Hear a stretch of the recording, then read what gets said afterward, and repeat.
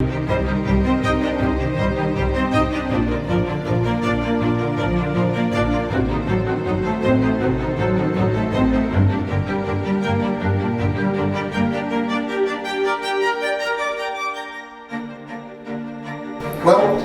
in Sweden, stroke is the main cause of acquired disability.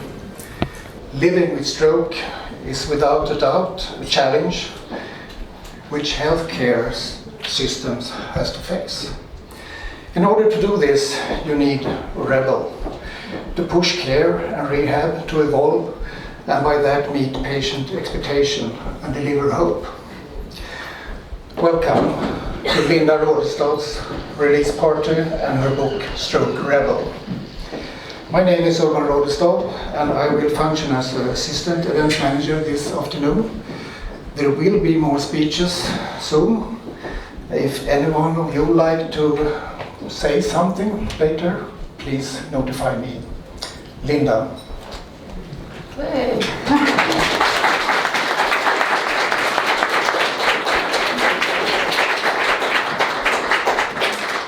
For those who don't know my story yet, I suffered a severe stroke in 2016 that left me with half of my body paralyzed and unable to speak. After 6 months of rehab, I was released from the rehab clinic that I was living at the moment. The doctors and therapists told me that hardly any recovery will take place after this period. Here I was. I could hardly speak. I could say maybe 30 short words, but no sentences. I could hardly walk. I just came out of my wheelchair and I could walk with a stick in my hand and a brace on my foot very slowly. My arm was useless. For those who do know me, they know I couldn't accept it. I started reading hundreds of books and research papers about the brain and neuroplasticity. And I found out there is no such thing as a time limit on how far you can recover. And I found out as well, with the right habits, you can recover much, much further. Look at me. I can talk, and although it's not perfect yet, I can walk without a stick and without a brake. And I'm working hard on my shoulder, which eventually will lead to more movement in my arm and hand again.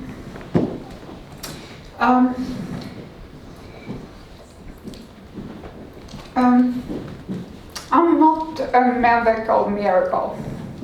It's a lot of hard work. I'm still recovering. I probably will recover for the next 15 years. It might seem odd you when you hear me say I'm grateful I had a stroke. Why? Because when I look at my life before my stroke, I see a perfectionist, sleepless workaholic. You should be glad if you didn't know me back then. That threw herself into 60 hours work week in a job what meant nothing to me. Then I found myself sitting in a wheelchair with a diaper on, and I couldn't make a sound. That changed me big time. We all know that we're gonna die at some point, but being so close to death made me realize something. Your life can be taken away from you in a matter of seconds. But I was given a new chance in life, and I took it. I changed everything, my job and my purpose. I decided that I was gonna matter in the lives of stroke survivors.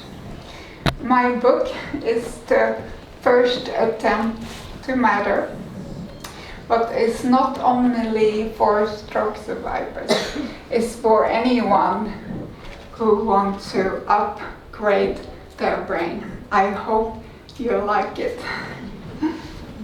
Thank you.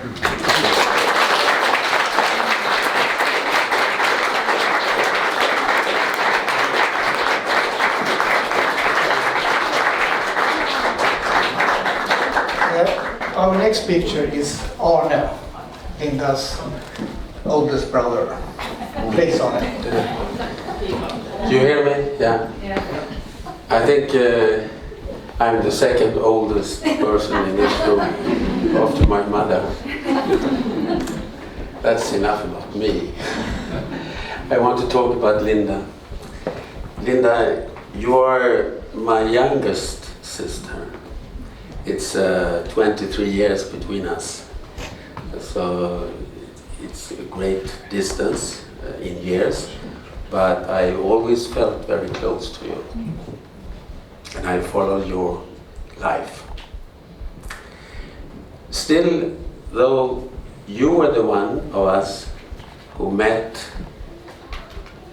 all the difficulties, all the challenges, and the negative prophecies that comes with the stroke. And I feel sorry for that. But I know you that nothing, really nothing, can let you down. Nothing can drag you down, really. So I'm very proud that you could change this mood in life. I know that you were close to give up in a certain time, but you didn't. Instead, you became a biohacker. I didn't know what is a biohacker really before I read your book and the first page here. But I know it now. You became a biohacker to seek knowledge. To seek knowledge, to recapture hope. And the hope to one day recover completely from stroke. Yeah, you're gonna do that. You are a woman, kind of a rebel, a little bit, and you have used this intelligence that comes or lives inside a rebel woman, and you're also an entrepreneur, so the combination being an entrepreneur and being intelligent with ideas and a clear vision about what's right to do in the situation you were. So what you do is that you write this book. I would say the book of stroke rehabilitation. Stroke Rebel. I'm very, very proud of you for being able to write this book and present your as an example of how you can change both mood but also the success in your rehabilitation that you have done. Some of us, maybe all of us, would say that you are a true hero. I would say that you are a shero. I would like to use the term shero. Yeah, that's something even better than a hero. Yeah. I congratulate you very much for the book. I think it will help many who are affected by stroke and suffer from it, but also professionals who work with these patients. They will see that 6 months is not the time schedule that you should look for. It's lifelong training. So other people who might benefit from this book are us, your kin, relatives, friends, and friends to friends. So let's, if you have a glass, raise a glass for Linda, and I wish you success in your new career, Linda, as a biohacker and author of a very interesting book. Yeah. Cheers. Yeah.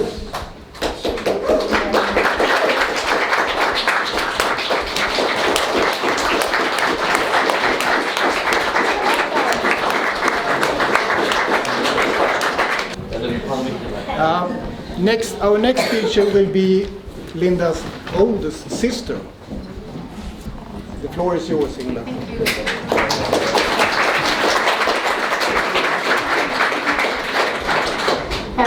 Linda, ladies and gentlemen, Linda, is a great day, a great event that we can be with you and celebrate today. As Urban said, I'm one of Linda's sisters. And for those of you who have not yet read the book, I'm together with my husband also referred to as Mr. and Mrs. Professors. That is in chapter 10. The chapter is called Glass, and it describes an event that in retrospect can be seen as a symbol for your systematic practicing, Linda. We came to visit you at the midsummer weekend just after you had your second stroke. It was a worrying time. You had just lost sight of your right eye, and no one knew if a third stroke was coming. We had lunch together, and Mr. Professor held up a glass and asked you, "What is this?" You sat there thinking, trying to come up with an answer. We could see how you concentrated more and more, but still, you couldn't come up with the right word. 2 days later, you checked out from Klimenthal for a weekend at home with your family. We went all to a local restaurant for dinner. And you describe in the book how you made sure to catch Mr. Professor's eyes, and you said, "Glass." We could all see your smile and your proudness. It seems so easy for you then to say the right word.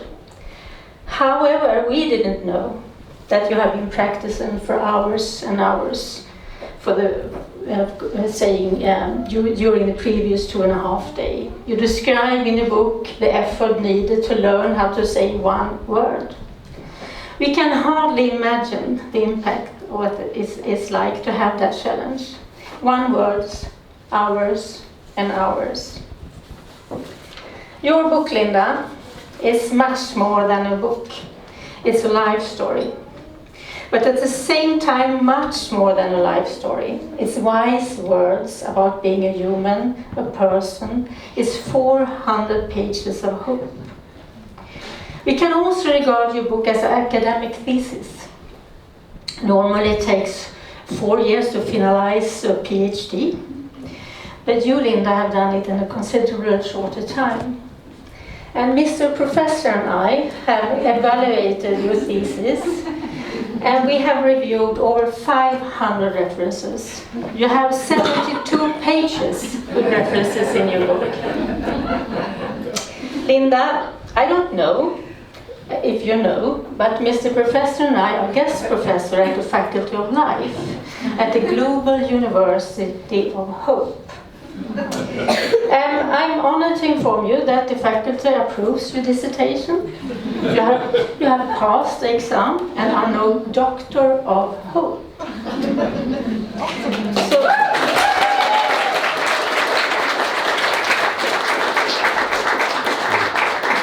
And on behalf of the scientific committee, I'm honored to give you this certificate proving that you are a Doctor of Hope. And I suggest that we raise our glasses, and instead of saying cheers, we just raise it and say glass. Glass.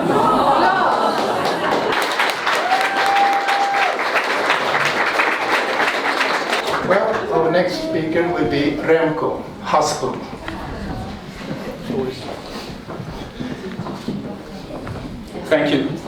Thank you, Herman. For those who don't know me yet, I'm Linda's husband.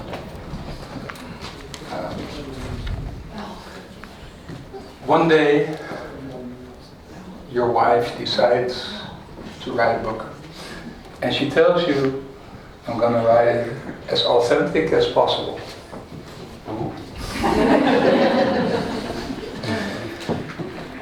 So I read in the book, and you all can read it. I think I snore. It comes with authenticity to accept that not everything is just painted the perfect way. Anyway, the book is not about me, I'm just one of the main characters, but the book is about Linda. And to tell you the truth, no one is prepared for the event of a stroke from one day to the next. All of a sudden, a woman in the prime of her life, my wife, she found herself in a hospital bed, completely paralyzed, not being able to speak. And I'm going to read a little bit of the chapter I had the honor to write myself. It's chapter 6, the husband's story, so that's me. And I'm going to read it here. The next morning I was sitting by her hospital bed. My wife was awake. She could see me. She couldn't say a word. Couldn't even make a noise. She was lying in a hospital gown, and I could see that she was wearing a diaper. It was a Saturday, so our children had come with me. What was there to say? Only words of support came to mind. I considered it important that we were going to fight this together and focus on the good things.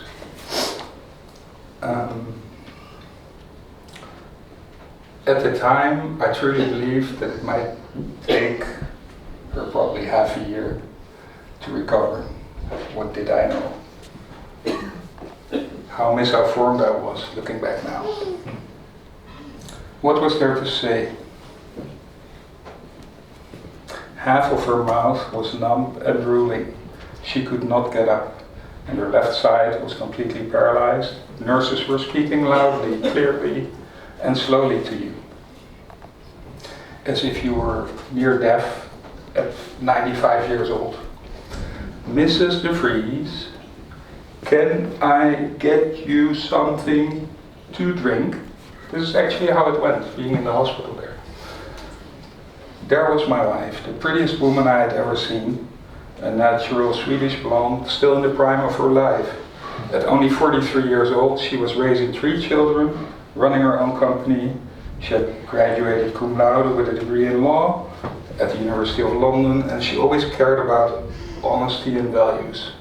She lived a healthier life than most, I thought, and she's the last person on earth to deserve this.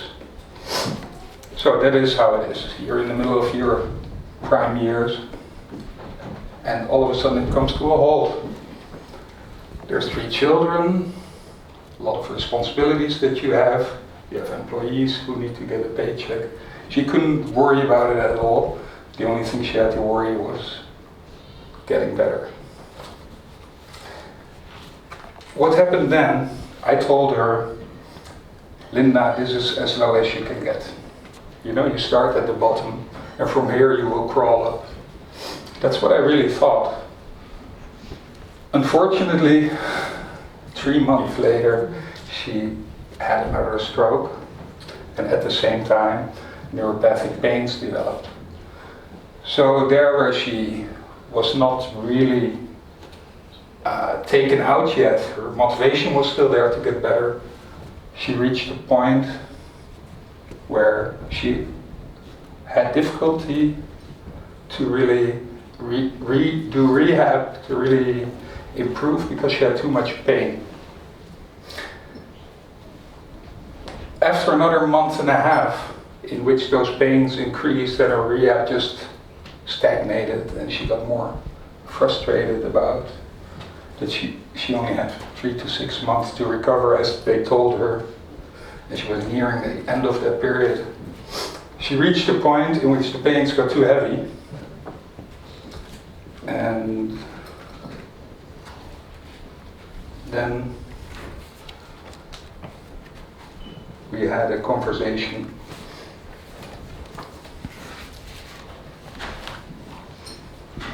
Lying beside me, Remco rubbed his eyes. The shock that had gone through my body as it was waking me up obviously had woken him up too. I want to die, she mumbled.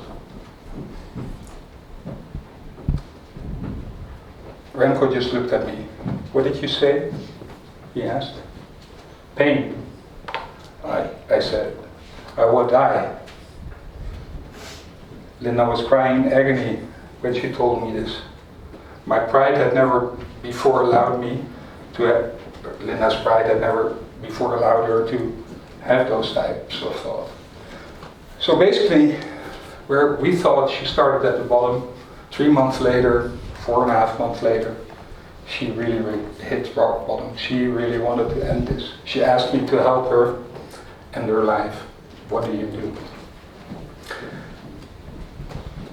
This moment of spontaneous aphasia that I had at that moment, I just simply didn't answer anything. You know, this is the moment that Linda hit rock bottom, and this is where actually something changed in her. She somehow found a way to fight her way away from the pain with help of a book. It's all in here, so you can read if you're interested. And this is where she actually decided, okay, I saw death in the eyes. 3 months before, she was still motivated to get better, but here she was about to just give up. Okay, from there we have seen an incredible journey in which Linda put in an amazing effort, really amazing effort, learning everything she could about the brain. And she figured, I have gathered so much knowledge just to recover myself. It would simply not be fair to keep that knowledge to myself. So this is what she did. She put it in the book. Why are all people that deal with strokes, that have read this book, so enormously positive. There are heartwarming responses in the few weeks that the book has been available. It's because the story is true. It really is a message of hope. And I think, Linda, I'm so proud of you. Really so proud of you. And what you have achieved, not just this book. There's way more to come. This is just the beginning. Thank you.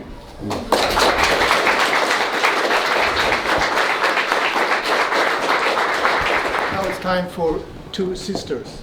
The floor is yours, Isabel and Anna.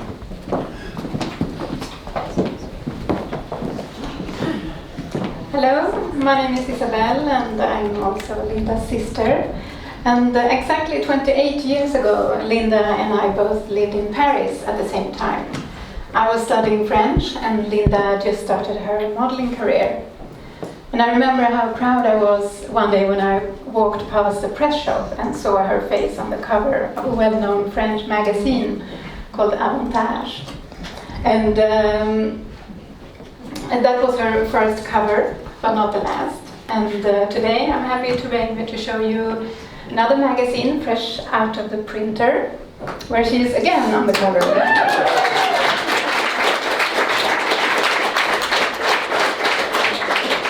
This is a magazine published by Afasiförbundet, the Swedish organization for aphasia.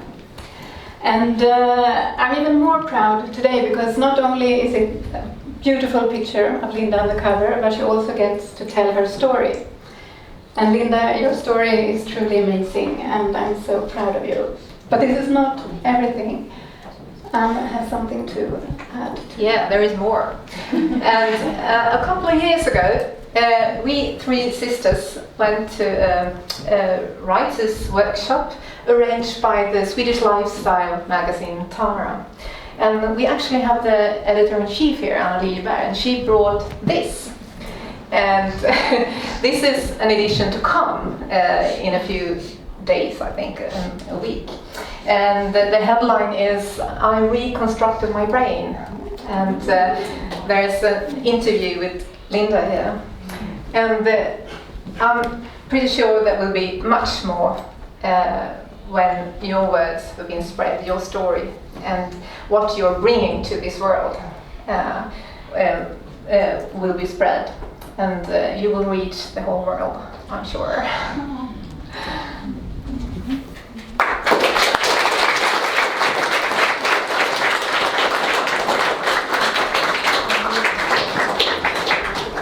Well, now it's time for another brother, Thomas. Thank you.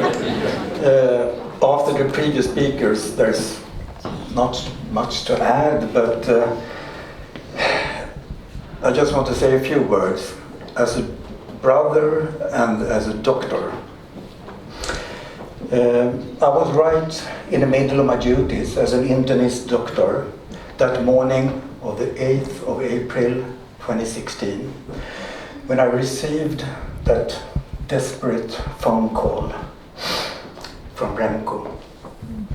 I immediately understood that this was serious, very serious, and I was appalled by the information Remco gave me of how much precious time that was lost before Linda received proper care. Stroke is by no means my main field of medicine. I mainly practice as a gastroenterologist, taking care of patients with liver problems and gut diseases. But as I work in a small hospital, I have to take part in the activities at the emergency ward. And I often have to care for stroke victims in the most acute phase of their disease. From that I knew how extremely important it is to diagnose and treat this condition as soon as possible. Even the slightest delay can have detrimental effects on the outcome. Time is brain is our mantra. We're working at the emergency ward. And here the clock was just ticking away. And there was essentially nothing I could do about it, except for the obvious, to urge Remco to see that you get another CT scan, to look for the blood clot, and after the failed thrombolysis, and then to see that you get the transport as soon as possible to the nearest possible hospital to get the thrombectomy. I still remember the utter frustration and helplessness I felt, not being able to help my sister better than that, with such a distance between us. But that was years ago. Since then, I have mostly from a distance been able to watch your extraordinary recovery step by step, and I could hardly believe my eyes. And now you have written this book, which is, I dare say, nothing short of superb. After having read it, a question kept lingering in my mind. Where does this rebel thing come from? This enormous amount of willpower, this stubbornness, this determination to beat the odds. I think that maybe some of it runs in the family. Our large family's rather humble origin is in a not very posh area of a Stockholm suburb, surrounded by our share of croakers predicting a rather bleak future for us kids.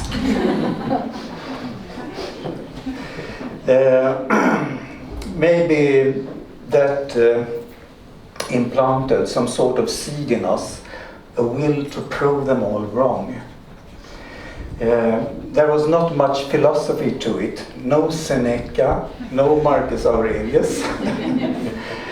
But I think we realized that to get somewhere, you need to have some discipline, and you need to put in a lot of hard work in it.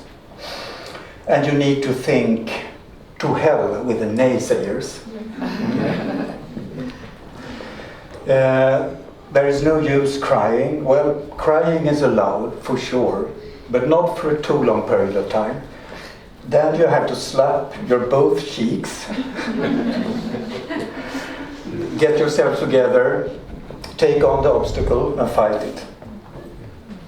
Let us return to your book. I do not think this book will make a difference in just 1 or 2 stroke survivors. I am convinced that it will instill hope and optimism in a vast number of people who are in the same or similar situation as you were in. Reading the book, I especially appreciated the doctor bashing part. You know what I mean? No? About my slow reacting, not very up-to-date colleagues with unhelpful attitudes. I hope that many doctors will read this book. I am sure they will change the practice. It certainly will change mine. Your book has made me think. I want to thank you for that, Linda. And I would like to propose another toast for her. Cheers.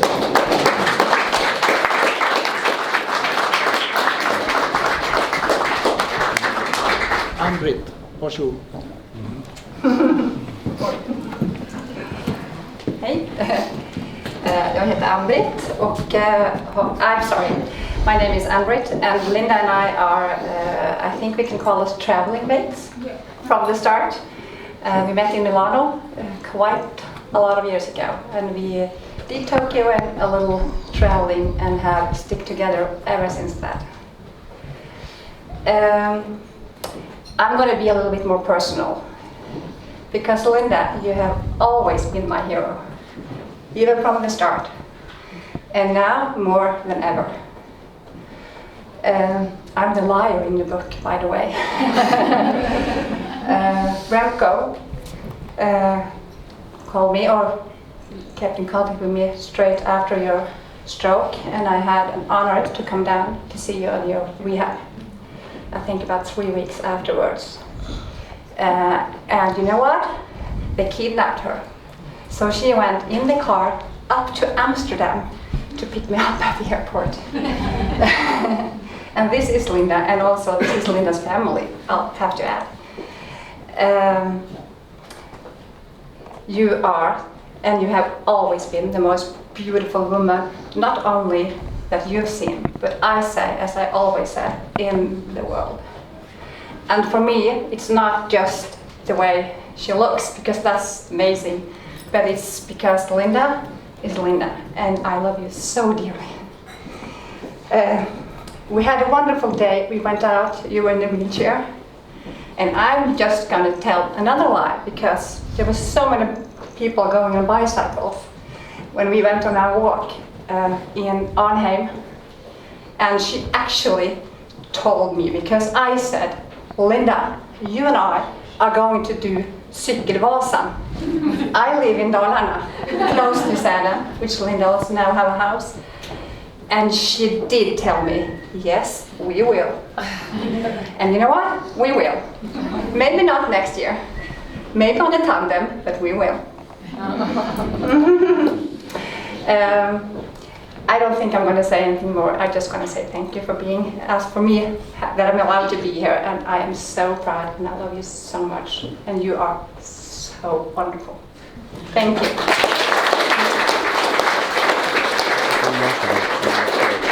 Well, Linda's daughter Elle just landed, and she will say some words.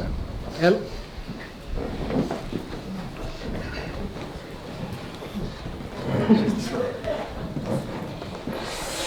Hello everyone, welcome family, friends, and everyone who came here to support my mom, Linda. Firstly, congratulations, you did it, you wrote your own book, you killed it, I'm so proud of you.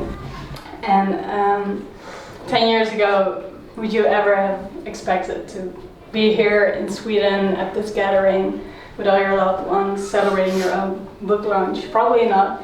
And even if you did, it would probably have been about business. Just that it was like a completely different life back then. And we all know that so much has changed the past few years. From being a full-time businesswoman and mother, of course, to waking up in the hospital that day on the 8th of April, 2016. I don't think anyone can even imagine what that must have felt like for you. Times definitely weren't easy, that's for sure.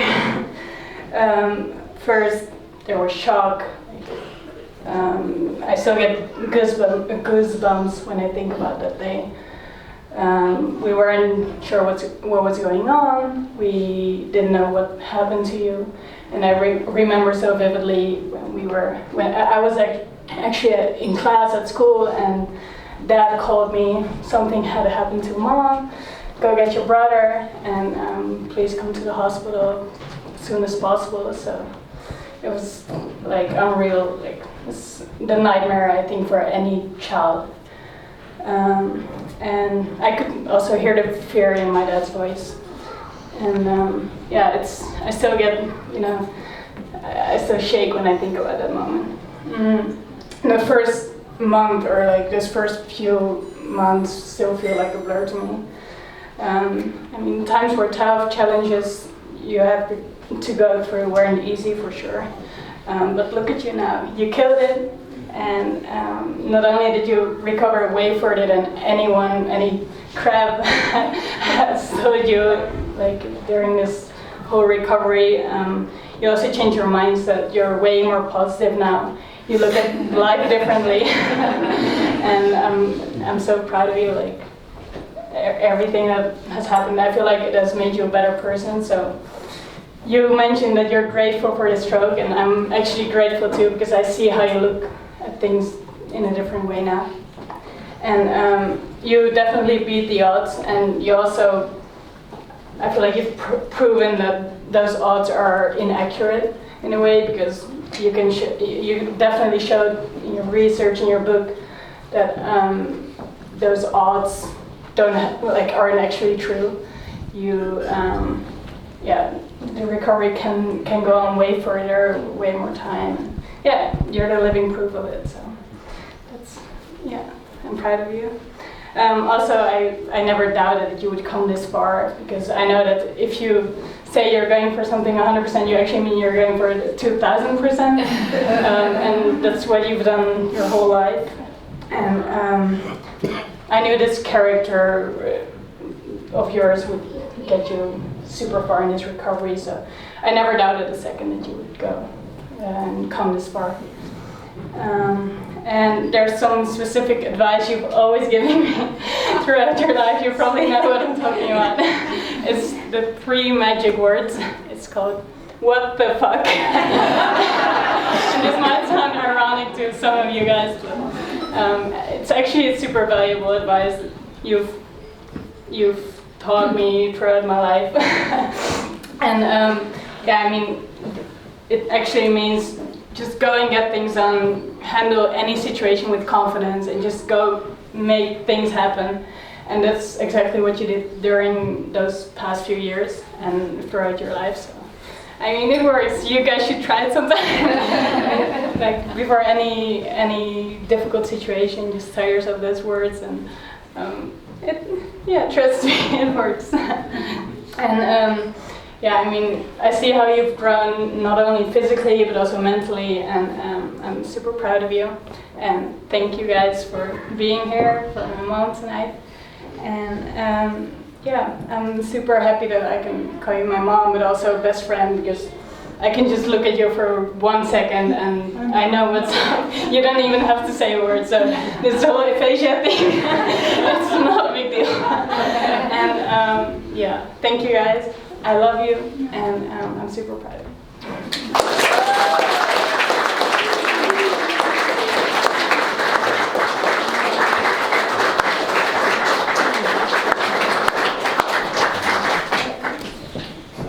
Well, finally on the speech list so far, we will listen to Arjen. I mean, you're not only Linda's best friend, you're also her peer on this journey, and we're really looking forward to hear you say some words. Thank you.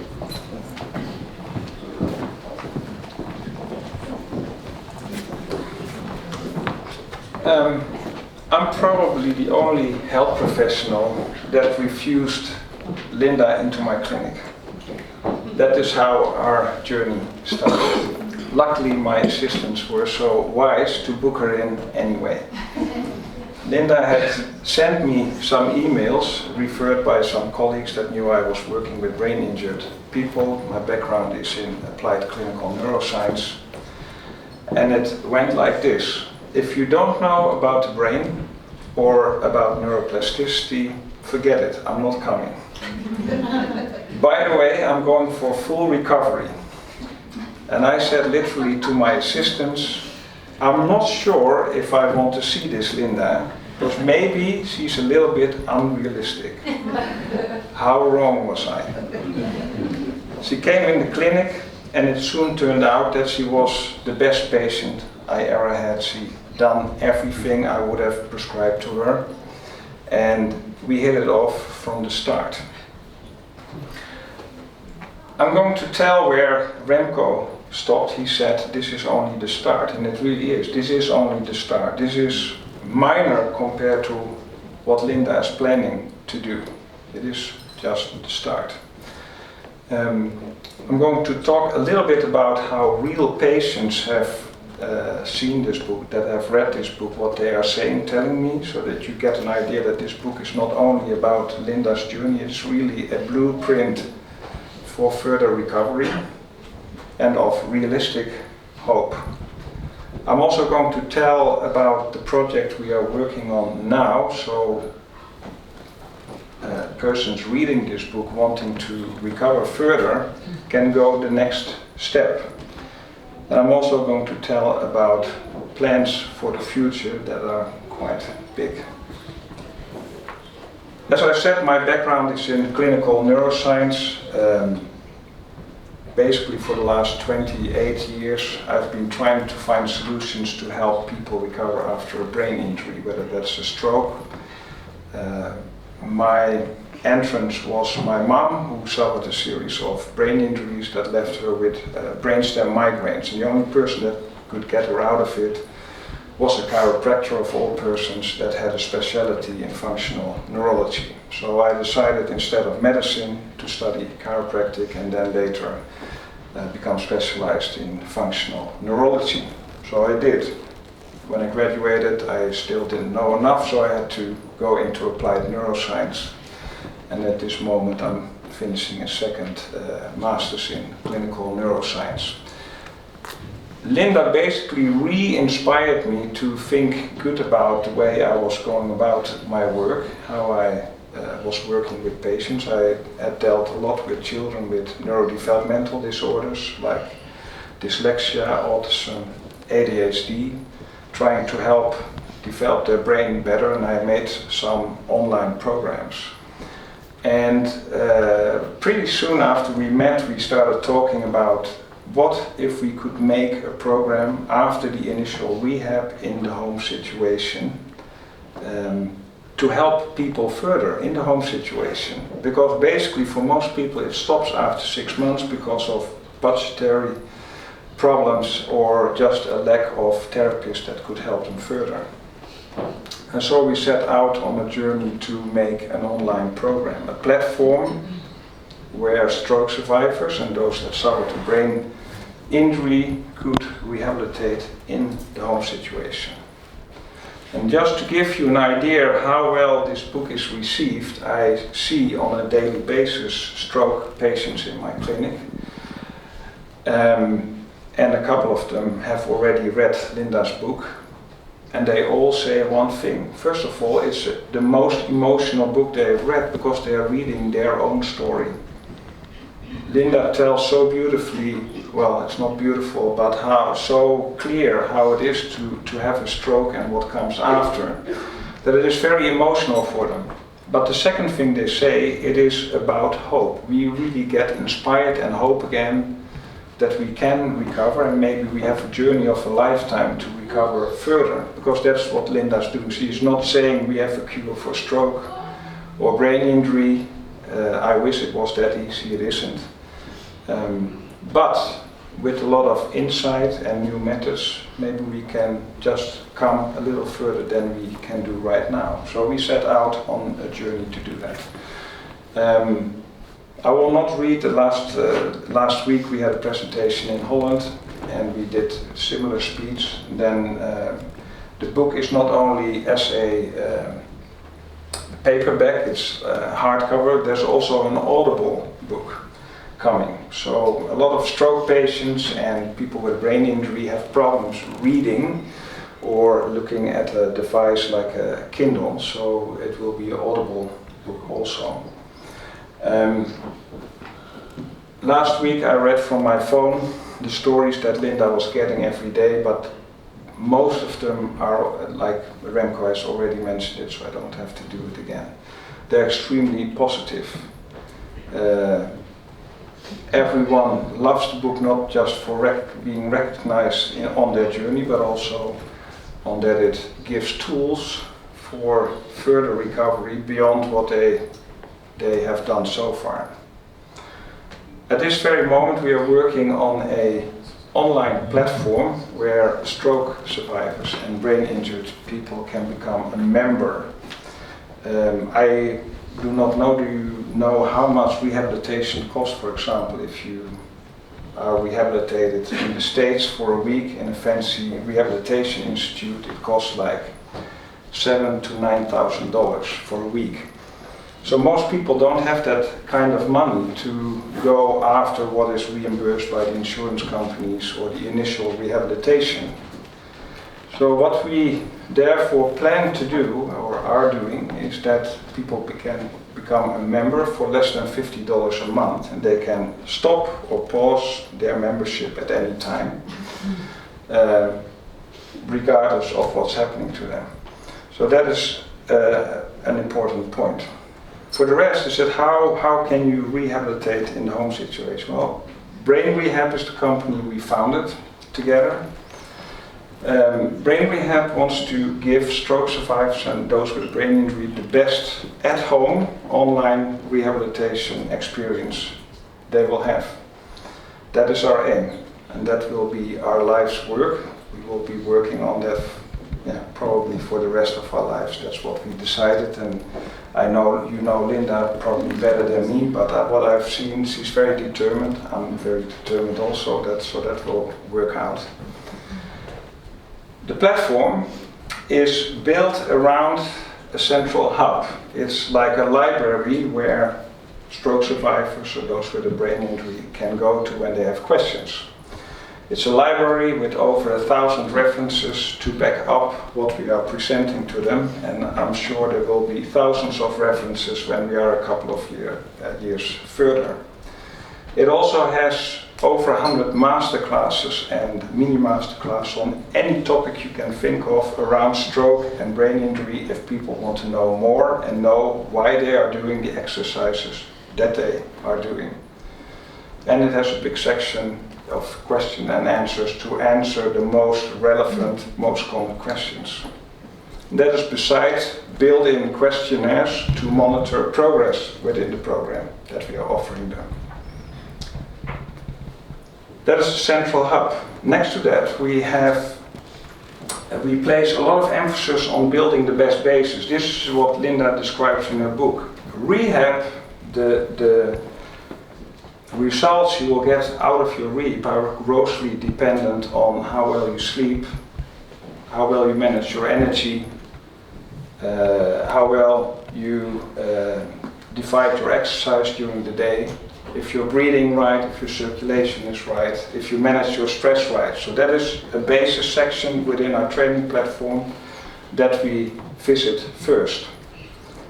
Then we learned, not only I've learned in the clinic practically, but Linda, I've seen that and experienced that herself. Linda lost part of her spasticity because we started to do developmental exercise. I have a lot of experience with children to rehabilitate them when they have neurological conditions.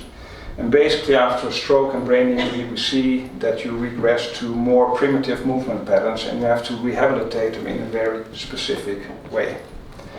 And that's what we did with Linda. We described that in the book also, that part of her spasticity went away after about 3 months, I believe. So that was amazing. We place a lot of emphasis on revisiting the basic movement patterns that reappear after stroke, but also on core stability and holding exercise that have a very specific influence on the brain. And from there, people can choose the area that is most important and dear to them, whether they want to rehab their arm, hand, or their shoulder, or their foot, or their walking. We are working together with Paul Cummings. He's a friend from the States. He suffered a stroke. He couldn't speak. He was a speaker. He's a professional speaker, so that was terrible for him. And he basically, after being frustrated about his rehabilitation, decided to come up with a better way to learn to speak again. We are collaborating with him because that's not our main expertise, the aphasia, but the movement patterns to improve them is. We have sections on cognition. A lot of the brain injured patients have a lot of problems with their cognition or basically how their brain works, and that is my big expertise. But one of the most important sections will be, and any of you that's working in rehabilitation will know that, you have to keep a person that's doing the rehabilitation motivated. So we place a lot of emphasis on building in motivation, and Linda already mentioned it, habits, the right habits. The habits and routines that will keep you going even when the going gets tough. So that's basically the platform we are building. We have been working on that for the last 1.5 years about, and we are finished by February next year, the coming year. So we have a lot of work to do in the coming 2 months. And I can tell you, I was never able to work with someone, and apparently Linda was not able to work with someone on a major project. But somehow we found each other, and we can do a lot of work within a short time. So I'm sure we can finish our project before February, and then we'll need a lot of time to improve it, because I'm sure we have not even started with it yet. That is what we are working on. That is basically the sequence to the book. But we are working on 3 new books in the coming years also.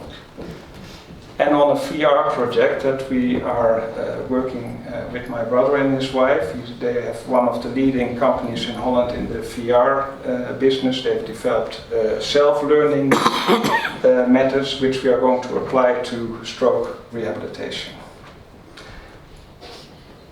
Very important is the backup of science, of research. We started a collaboration project with Carrick Institute in the United States, Central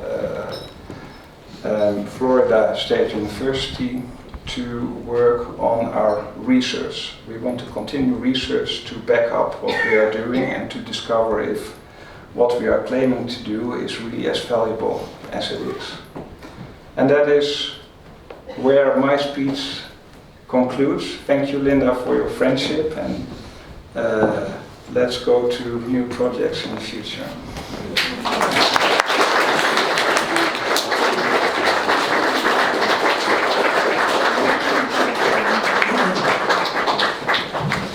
Well, if someone would like to come forward and say something, it is still possible. We have a mic there. And is anyone? Yes. Hi, Linda. I received an invitation to come for your book release, September 9th, and you and I never met in the past. And I was curious, and I was wondering, what is this? And then I received an invitation from your sister to come and give a presentation of my research at Sophia Hammett about 4 weeks ago. In the meantime, I was trying to figure out how come you're having a book release here, and then I read my chapter 12, and I realized that you came to my unit, and I broke my neck 35 years ago, and I've been focusing on spinal cord, and you had your stroke 3 years ago, and you're focusing on stroke. And I think you and I are representing something that's unique in this room tonight, not taking anything for granted, and also not, I've always said I never accept my disability, but I learn to live with it. And I'm gonna, as your daughter said, I'm gonna fight them. I'm gonna beat the shit out of those guys who don't think that we can survive and that we can get forward. And I'm really taken aback after being part of this hour in this room. And I foresee a large number of joint ventures and the interface between your work and what we have been doing at Spinalis. And as your sister said, when you came to the unit and you also sensed and recognized the atmosphere and the ambience, that it also had a major impact, and we have to work on that. So, I wish you and I good luck in our future with this. Thank you.